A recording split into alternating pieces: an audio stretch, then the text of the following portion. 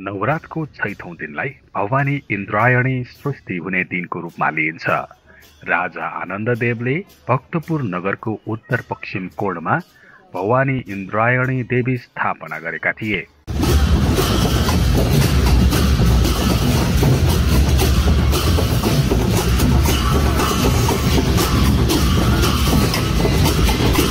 हिन्दू धर्ममा इन्द्रायणीलाई स्वर्गका अधिपति भगवान इन्द्रको शक्तिको रूपमा मानिन्छ। उनी आदि शक्तिको एक पक्ष हुन्, त्यसैले उनी इन्द्रको शक्तिको स्रोत हो।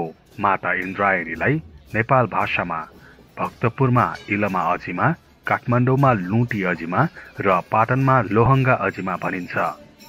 यसै भवानी सृष्टि भएको भनी नवरातको छैठौं दिन भक्तपुरमा अवस्थित इन्द्रायणी मन्दिरमा दर्शन गर्न जाने गरिन्छ।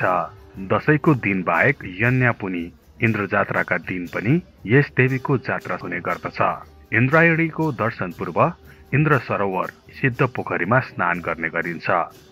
सिद्ध पोखरीमा स्नान गरी सँगै रहेको गुहेश्वरी माताको पनि दर्शन गर्ने गरिन्छ।